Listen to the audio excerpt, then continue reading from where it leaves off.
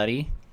Welcome, running for reals. My name is Zojalyx. You've been seeing me back behind the scenes on the mic doing all that fun stuff literally this entire day. But here I am now to bring you all the Lord of the Rings: The Two Towers, Aragorn Easy. This is a run that I have put in a lot of time into. It's one that, I've put a lot of time into it. It basically, if I'm gonna claim a speed game, it'll be this one, and especially this category. So what I'm gonna do right now is I'm going to be saving the game, from this loaded file that I have. What this allows me to do is to be able to skip all of the FMV cutscenes within the run, and that saves overall around 10 minutes. So now that we're here, we're going to be playing on easy, but the timer will begin once I skip this first cutscene. So we'll go ahead and hop in, and we'll be getting started right away. We're super far ahead of schedule. This is why I've been able to show off this run here. Otherwise, this was just going to be a backup for other purposes. All right, so we're going to get started here in 3, 2, 1, go. Alrighty, so The Lord of the Rings: Two Towers is a hack-and-slash RPG that was developed by Stormfront Studios back in 2000. It was released back in 2002, published by EA Games, and then in 2003, 2004, it was then ported over. No, it wasn't 2003, 2004. It was a month later. It was ported over to GameCube by Hypnos Entertainment. So a different company actually ended up porting it over to GameCube, and the GameCube version is the fastest version strictly because this port is the only one that allows you to be able to do this FMV cutscene skip. Otherwise, they don't let you do it. So, what I'm going to be doing in this first level, which is the prologue, which is basically this tutorial level.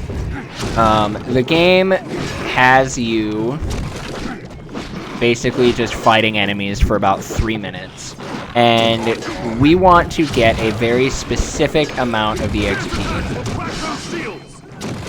5, 6, 7. Okay, and we don't want to get too much, and we don't want to get too little. And I'll kind of explain how this works. So as you guys saw during that section, down in the bottom left corner, there's that meter there. That meter, what that does is that is like a damage meter. It's like a combo meter kind of thing. And the more that meter fills up is basically the more damage you're doing without getting hit. Well, the more damage that you do without getting hit provides you more EXP when you actually get the kills. And then when that meter is full, you saw it started glowing, my sword started glowing. That puts us in what's called perfect mode. When you're in perfect mode, that allows you to when you're in perfect mode, that allows you to do the maximum amount of damage and gain the maximum amount of EXP.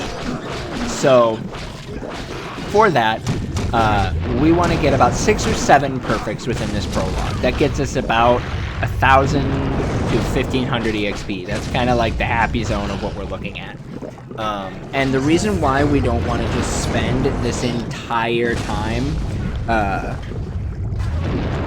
grinding out EXP is because if you are spending the entire time grinding out EXP, then the results screen that will show up at the end of the level here in about 10 seconds will take significantly longer to scroll. So we have to optimize the amount of EXP that we gain so we don't gain too much, but we also want to make sure that we gain enough so that way we can get the necessary abilities that we need at the end of our 3rd level, because we don't actually do any of the full menuing until the end of our 3rd level. My controller cord is horribly spun out and I don't like it, but that's okay. All right.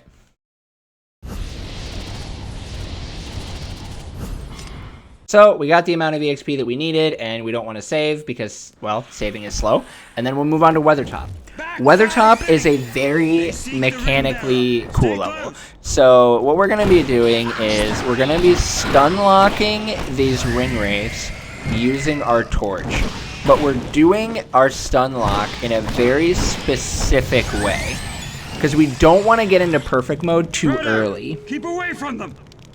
So if we get into perfect mode too early, then what'll happen is this final section that we're going to be in will be significantly slower. But since we hit perfect mode where we are, all I will have to do will need to be 2 hits on each of the other ring wraiths and the level will end. If we didn't have if we got perfect mode too early, we wouldn't have it for this section, and it would take significantly longer to get through that final section. Now, obviously, when you're getting perfect modes and everything in specific time periods, then it changes how you will be. It changes the amount, like, so we sacrifice some time in the beginning for more, to gain back more time at the end. It kind of sounds a little funky, but that's about how it works. That's exactly how it works. This land has changed.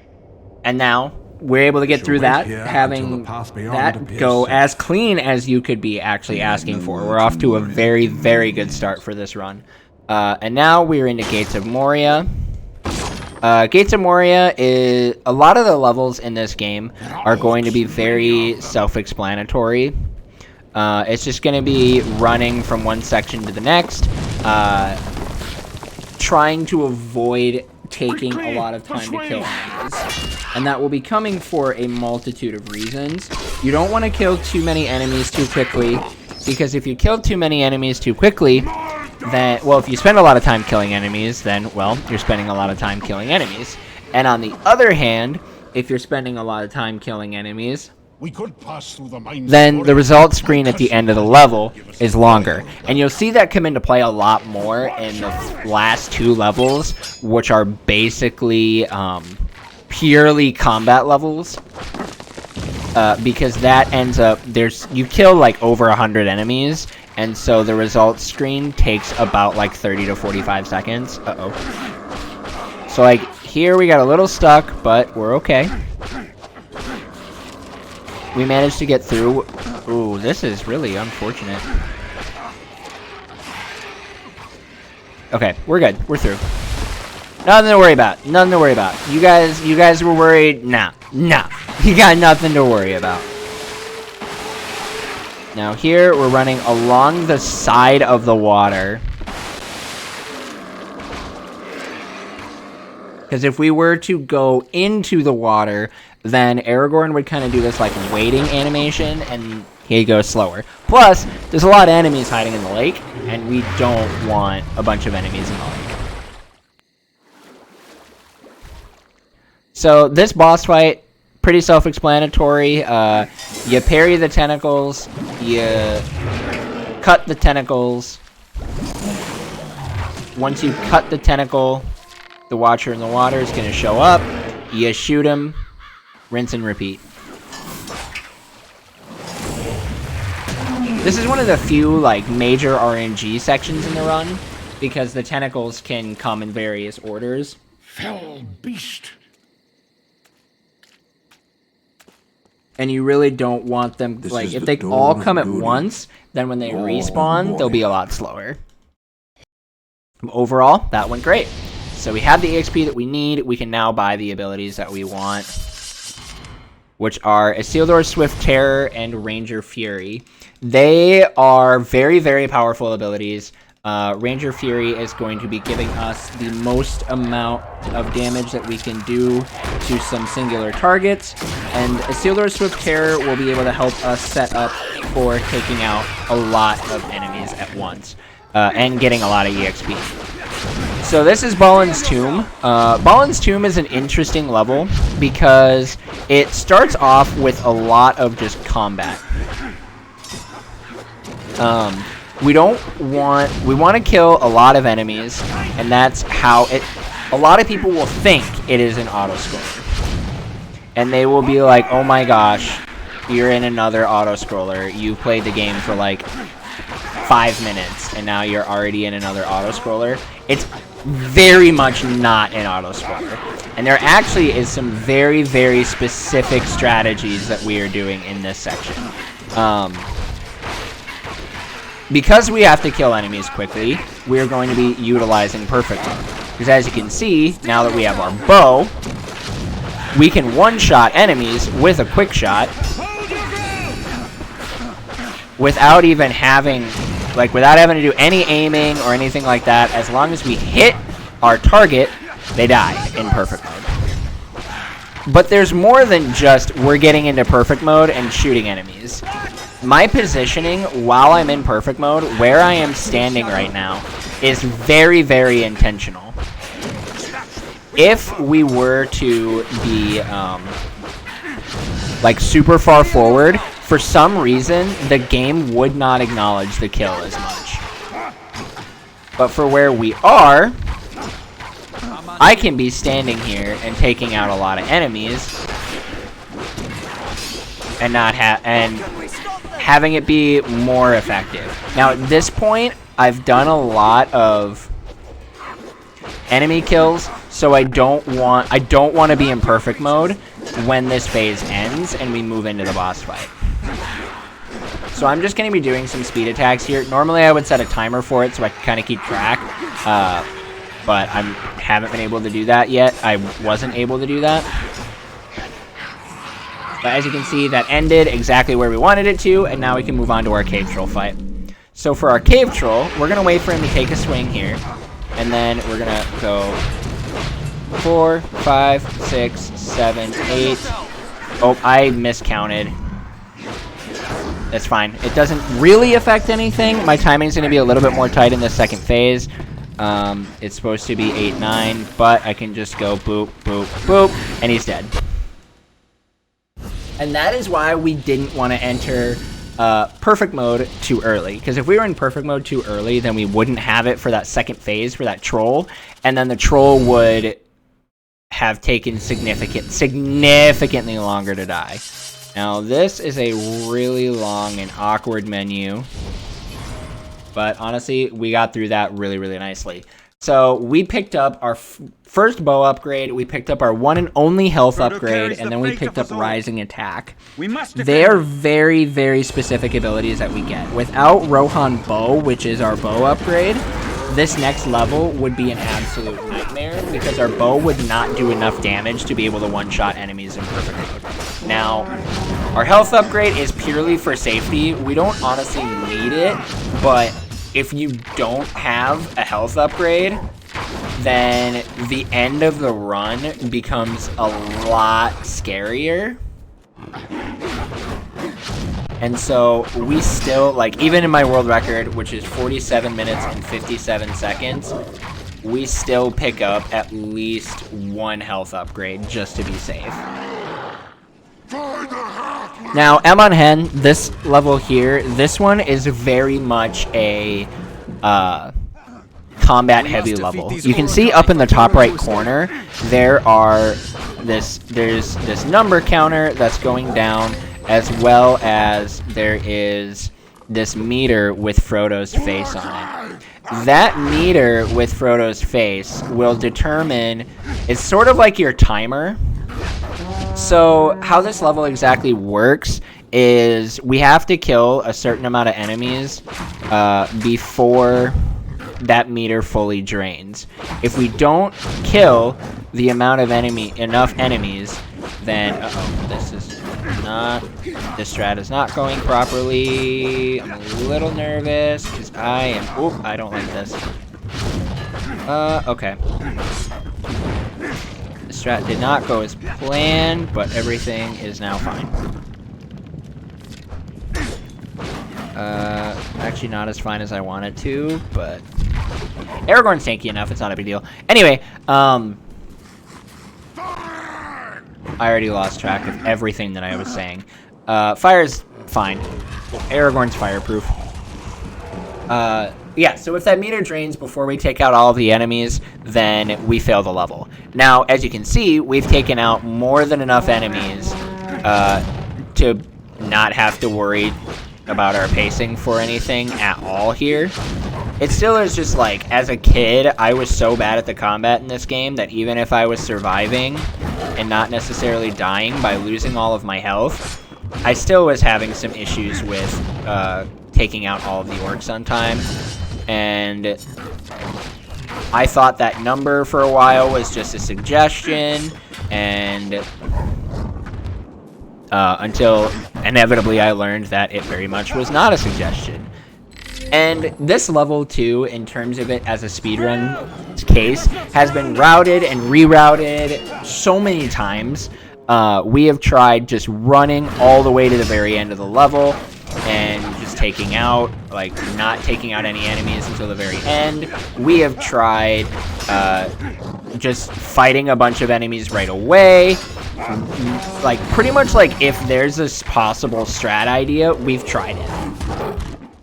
And even still, I don't think we have solved this level yet. Overall, though, that was a very, very good first section. And now, we get to do my favorite strat in the entire run, which is the Lurtz quick kill. His honor, you shall So, pay. what we're going to do is this section is going to open up. We're going to take 4 shots on the Lurtz, and that's going to be the first phase. Now, for the second phase, I'm going to run over, position myself in a specific area so that we Lurtz hits a statue, and then do a very specific combo of a Sealdore's Swift Terror and Ranger Fury to take out Lurtz almost instantly. And there it is.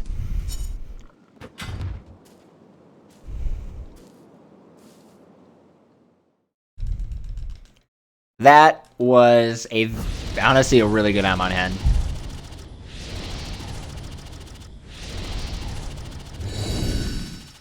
And as you can see, that result screen takes a long time to go through since we took out a lot of enemies. Despite Oop, that cutscene did not want to skip right away. Come. So now we're into Fangorn Forest. Fangorn Forest is my personal favorite level. I'm weird. Apparently this is a hot take for this being my favorite level, but I absolutely love it. It has so many interesting strats and a lot of just really cool things that happen. So for this fight, we start off by running in and Ranger Fury. These enemies are acting very weird. Okay, I don't like the way that they're spread out. So that ended up being a little awkward.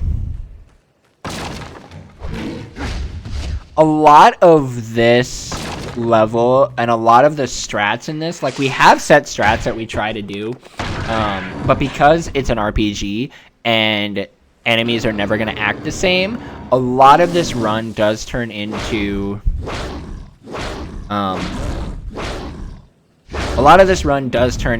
improvising. If an enemy moves awkwardly, you sometimes just have to improvise your way out of it and just hope and pray that you don't bleed time.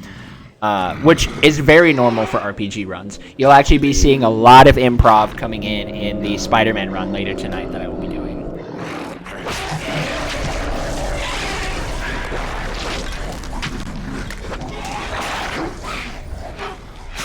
I know, I've just been, like, talking a lot. This game has a lot going on in it, while a lot of people won't see it from a spectator standpoint.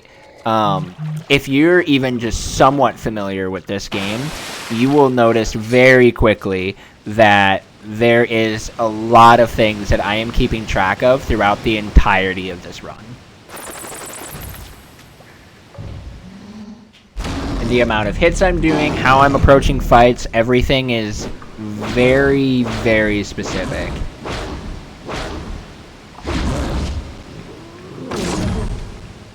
Took out that troll. Now we're gonna grab an EXP pickup and we're gonna head over to our Horde fight. The Horde fight is one of the most obnoxious fights in the entire run. It either goes really well or it goes really poorly. There's really no in between. Mainly because of the strat that we do. I'm gonna be standing in a very specific spot, and when the goblins approach,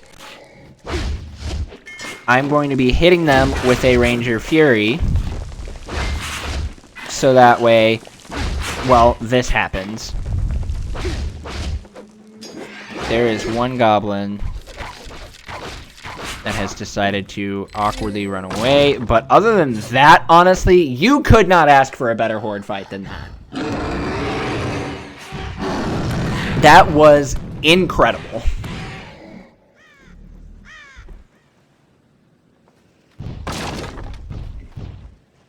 And now, for the final fight in this level, we have to fight 2 trolls. Which this little spinny dude here that we like to refer to as Beyblades, a little concerning to me. But he minded his business. And now we're out of there. Aragorn, there is something out there. What do you see, Legolas? The White And that is Fangorn Forest. We're going through this run at a very, very, very good.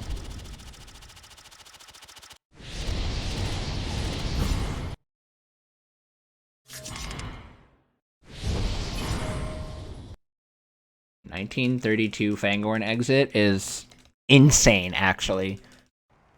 So now we're into Plains of Rohan. Plains of Rohan is an obnoxious level.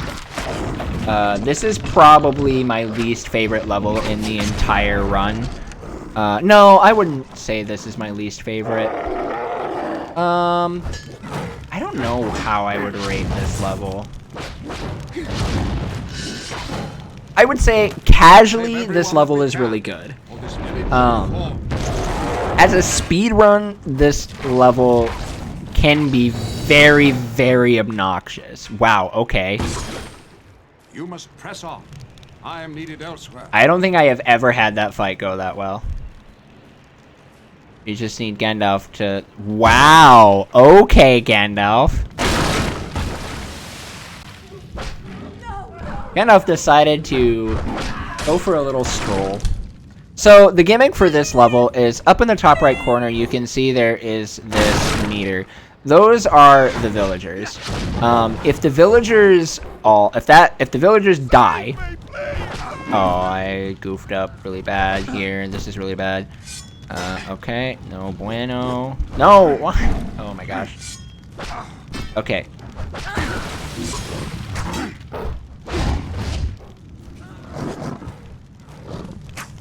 Okay, we're fine. Everything's fine.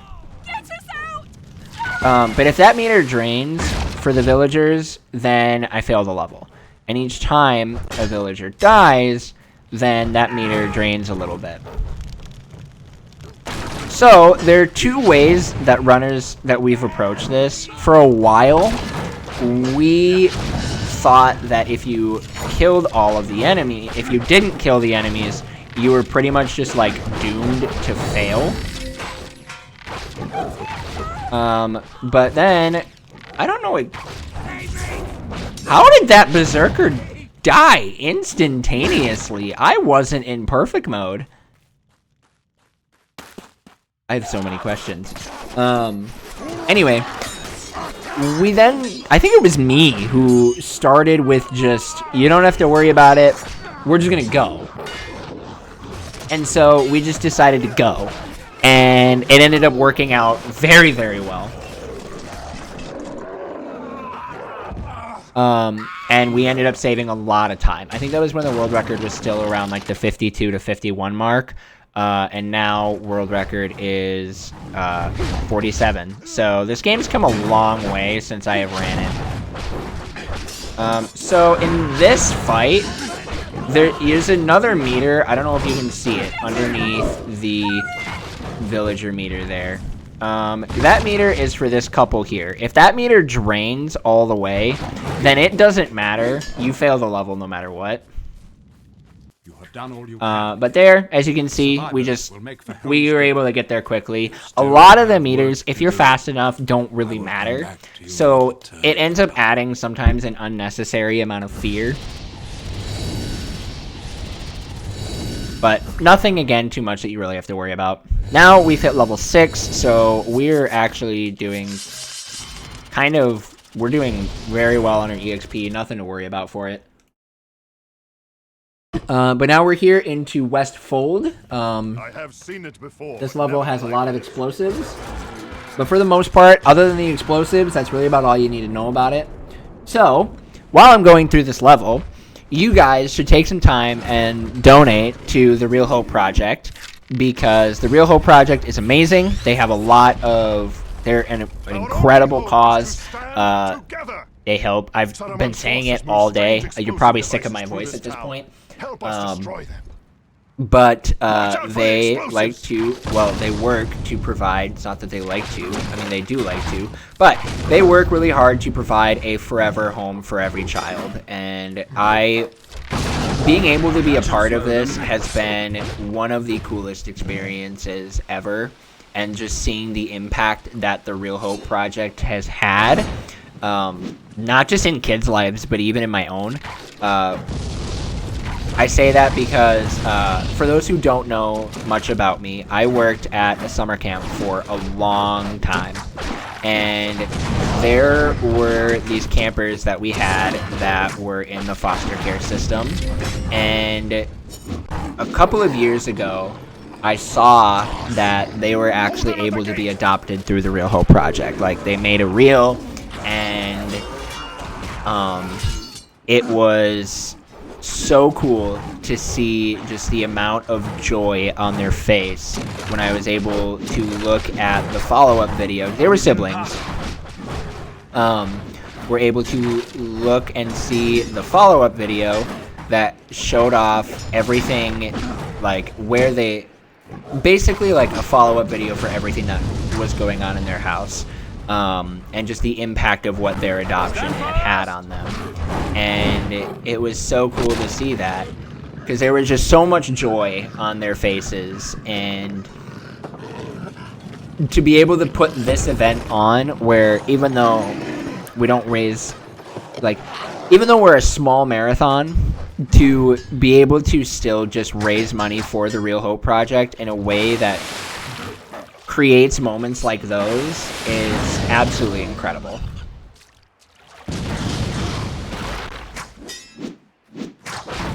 So you guys should donate. And that was Westfold. It was perfect amount of time to actually tell that story. Wow. Yeah, that level's really self-explanatory. You run around, you don't get hit. The nitty-gritty behind it is very different. Aside from like the paths I take, the shots I take, all that kind of stuff is very nitty-gritty.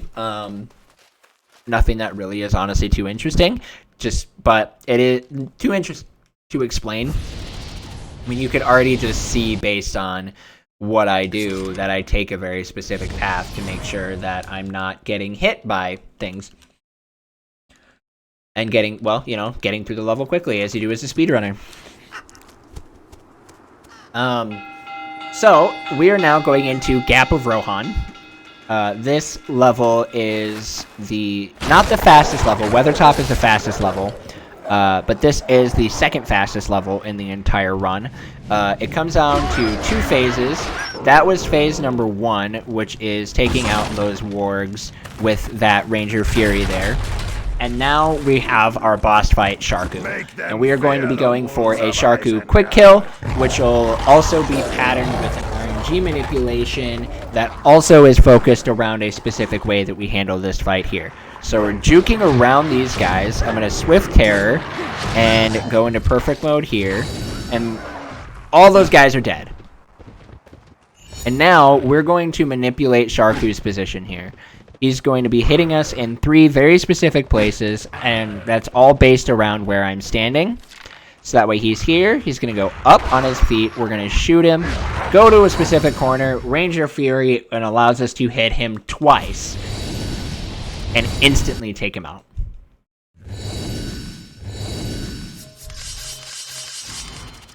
And now we've hit level 8, and we have completed all of our upgrades. We've got Isildur's Judgment, we've got Wrath of Numenor, and we have Gondor Bow. So all of our stuff is very well set up now. And now we are in the Battle of Helm's Deep, the final 3 levels of the game. And in Helm's Deep, these levels go by very, very quickly. They will... Well, actually, no, they don't go by quickly. These are the 3 longest levels in the game, easily by far. This first level, Deeping Wall, which is where we are at right now, is the longest level in the game. It is a 8-minute autoscroller, which is really unfortunate, but this gives you guys a lot of time to get your donations in, okay? We've got running, and even if you're like, hey, I don't know if I can donate, we've got Running for Reals merch that now you can pick up if you use ! merch in the chat. You can see that there. There's some really cool stuff. My wife and I are actually going to be picking up some Running for Reals hoodies. That way we can support the Real Hope Project as well as get some really cool Running for Reals merchandise because it's really awesome. So you guys should definitely be looking at that. Even if you're like, I don't know if I want merch, you guys should just donate anyways. Because there's some really cool incentives, and it's an amazing cause. I'm not going to be shutting up about it all weekend. I'm here all weekend. I run this thing. And so you guys need to donate. And if you're like, I don't know if I can donate. Money's really tight right now. Because you got big trips coming up. It's wedding season, all that good stuff. We totally get it. One of the best ways that you can support the Real Hope Project is just continuing to tell people about who they are.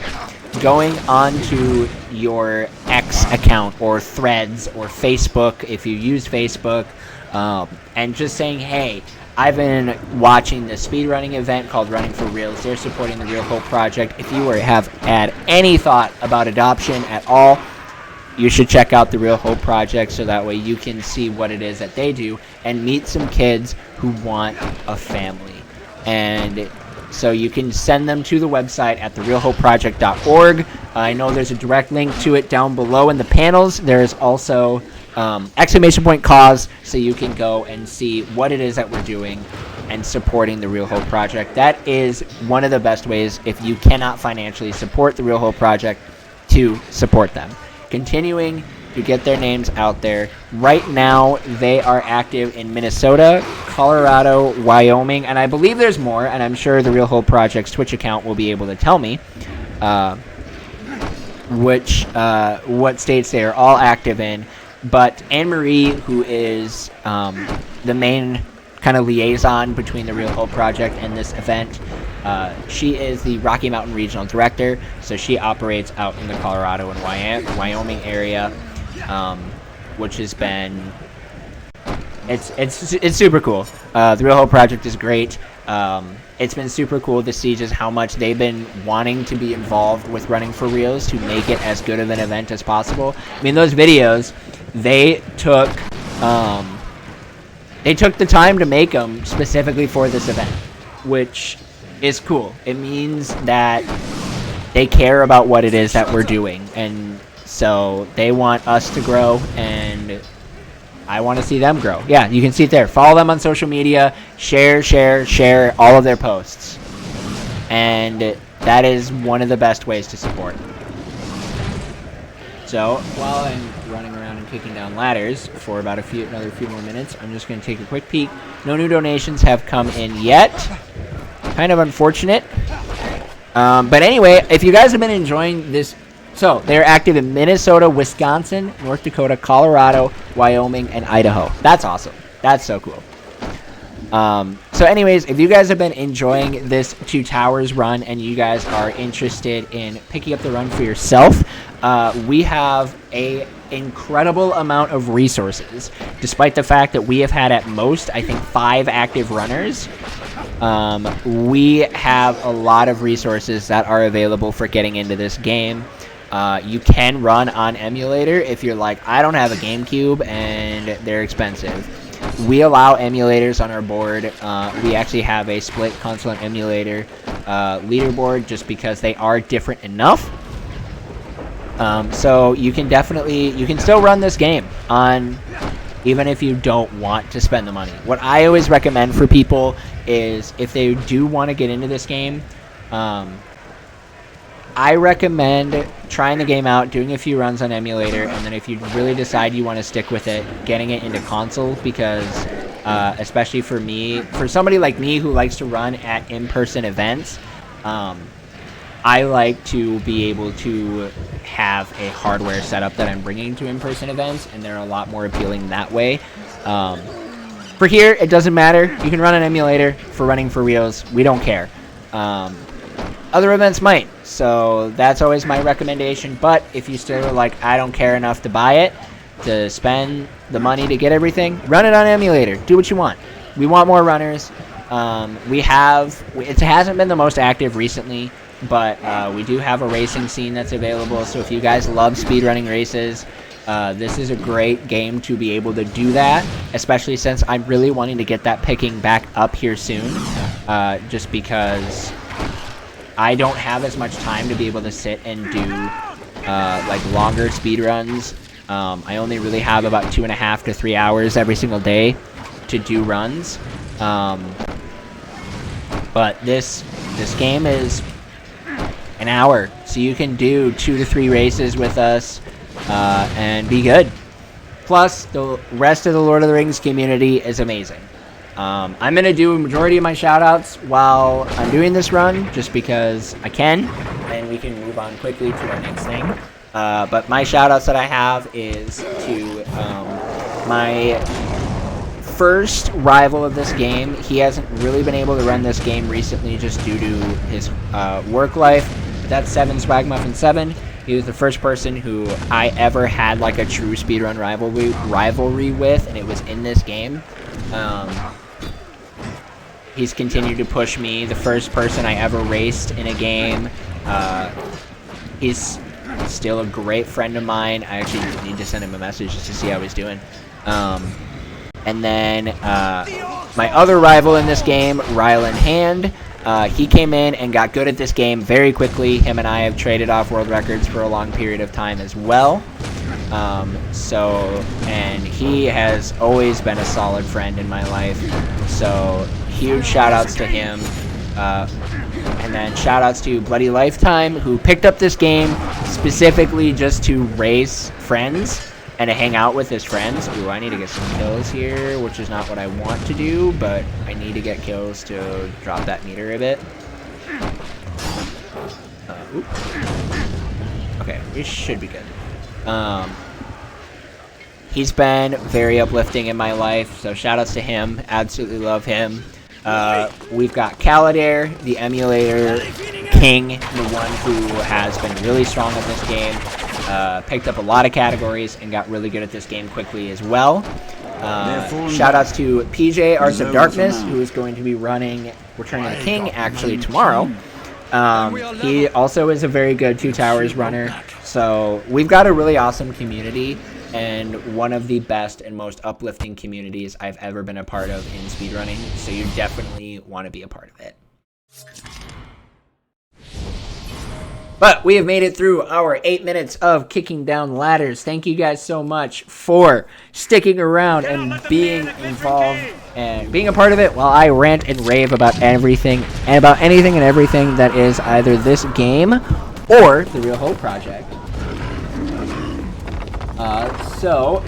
This level, Breached Wall, is one of the also kind of unfortunate things about this game is the last 2 levels in the game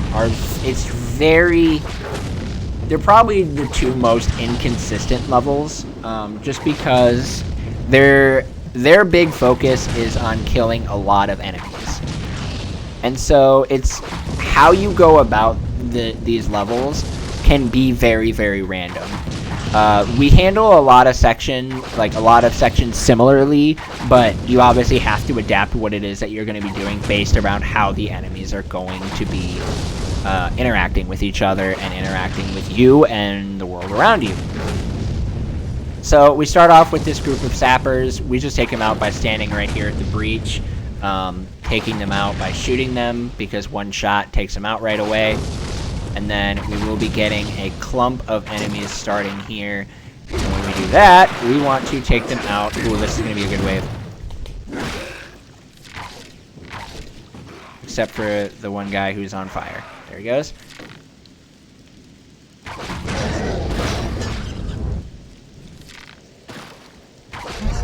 Good. Oh, that's unfortunate. But yeah, so what the goal is for this level specifically is utilizing the sappers to take out clumps of enemies without actually like having to kill them. Wow, I got 2 phantom arrows. Oh no, that one just missed. But we want to take out these clumps of enemies with the sappers, because as you can see, that's the most optimal way to take out these groups of enemies. And so with taking out these big groups of enemies, you can see that these groups of enemies get taken out quickly, and another added bonus to it is when you take them out via sapper, the game doesn't actually register that you're the one who got the kill. And so since you're not the one who got the kill, it's a bunch of kills at the end tally screen that aren't there, which then makes that tally screen go by faster. Grab these healths because I have taken a decent amount of damage here.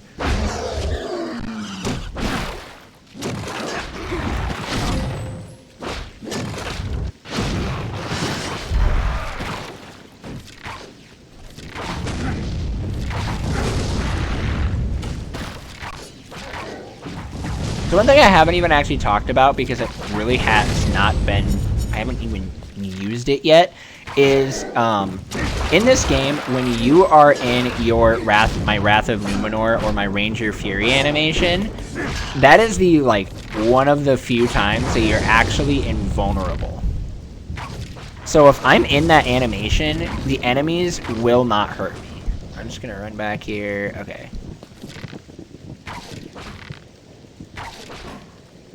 They cannot do damage to me and knock me out of this animation.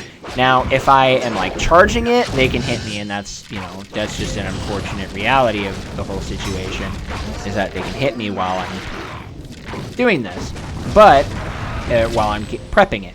But if I've prepped it and I release it in time, then they will not be able to kill me or hit me out of it. And so we actually, if you're kind of in a pinch for health, you can actually use it to be able to deal with enemies.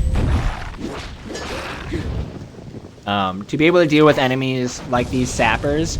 So I can use it and these sappers will not do any damage, despite the fact that they could actually take out a massive chunk of my health.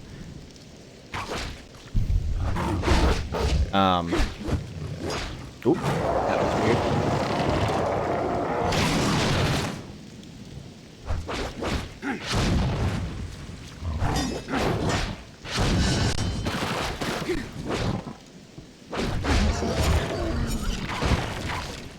There we go.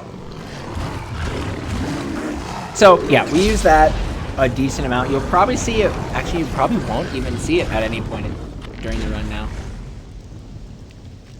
Because any spot where I would use it is gone. So I am blowing up these sappers here to make way for this troll to come forward.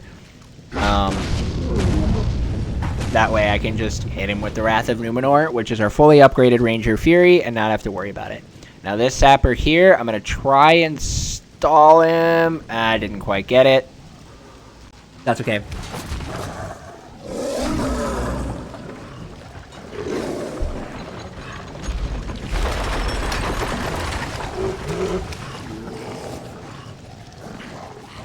So we're in the home stretch of this level now, which is what we have here is we are going to be shoot this sapper since he's just going to be obnoxious now. I'm going to block these guys. We're just going to go for it. But we want to take out this catapult.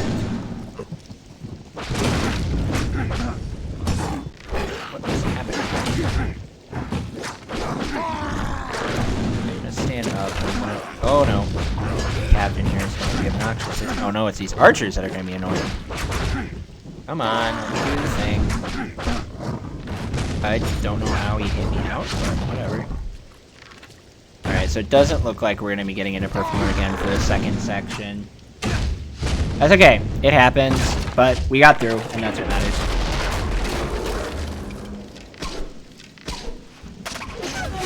And that's the end of Breached Wall.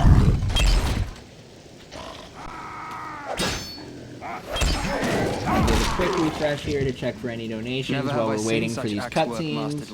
Not I such bow skill, but they never stand back up after I have hit them.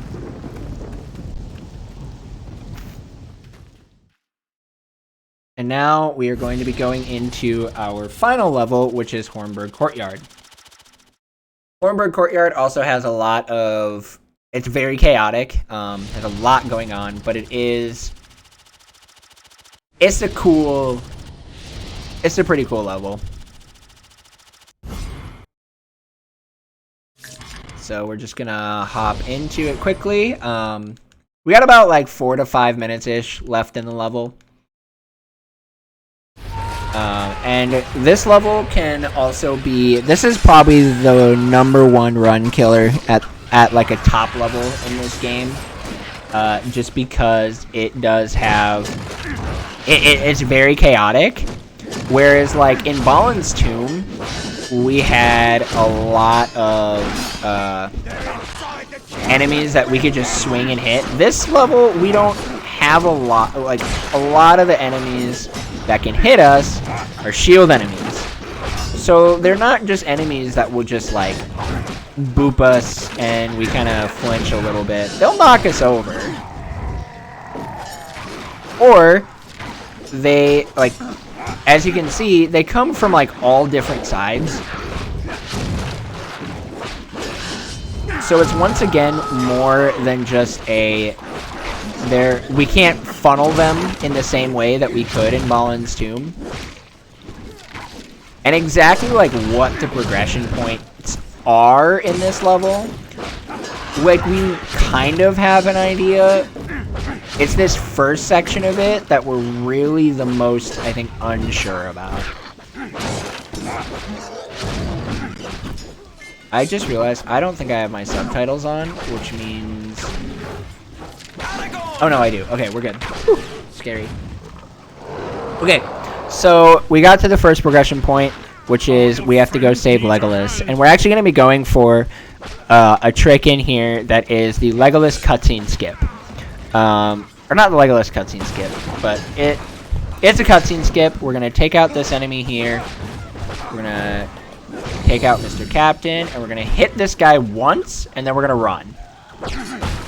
And we have to hope and pray that we get past a specific point before Legolas kills him. Okay, good. We got past the point that we needed to. Now we just have to either wait for Legolas to kill the guy, or we can actually stand up here on this corpse and shoot him, taking him out. So that trick actually saves upwards of like 15-20 seconds. Because, A, not only do we skip like a cutscene, we also are down here immediately for when these Uruk-hai spawn, and we can just immediately start wailing on them versus waiting. And the Uruk-hai, they're the enemies that we have to focus on in this section.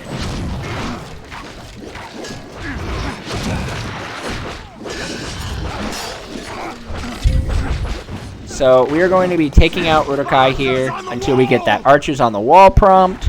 Then we can run up here. Get hit by this Beyblade. Hope and pray that this shield guy doesn't get in our way. We got the Aragorn prompt, so we're good here. And now we're going to run over here and try to not get absolutely bullied. Which... Okay, there we go. That's... Oh, come on. What? Well, I guess that's one way to deal with them. Ow. Oh, come on.